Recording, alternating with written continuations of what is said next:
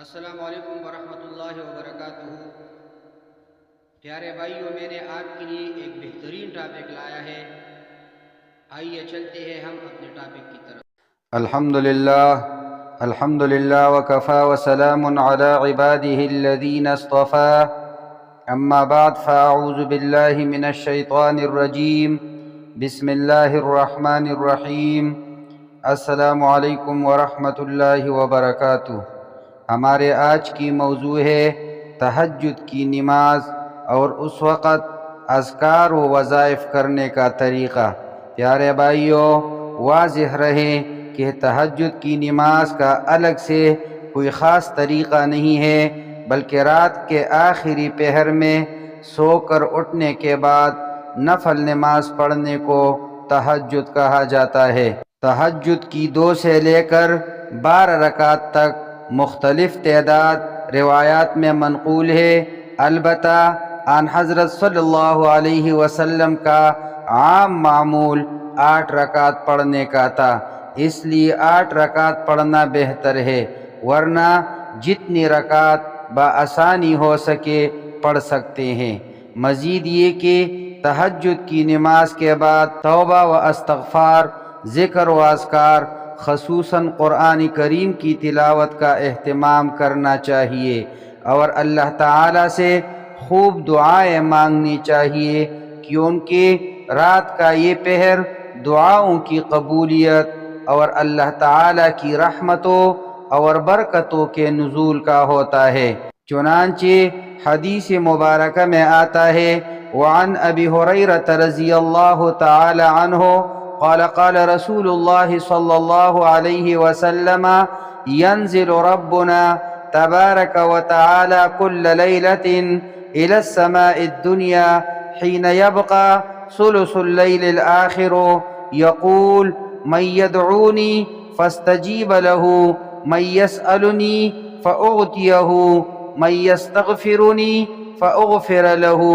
حضرت ابو ہریرہ رضی اللہ تعالی عنہ سے روایت ہے کہ رسول اللہ صلی اللہ علیہ وسلم نے فرمایا، ہمارا رب تبارک و تعالی ہر رات جبکہ رات کا آخری 1/3 حصہ باقی رہ جاتا ہے، آسمان دنیا پر اپنی شان کے مطابق نزول فرماتا ہے اور اعلان کرتا ہے کوئی مجھ سے دعا کرنے والا کہ میں اس کی دعا قبول کروں، ہے کوئی مجھ سے مانگنے والا کہ میں اسے دوں، ہے کوئی مجھ سے بخشش طلب کرنے والا کہ میں اس کو بخش دوں۔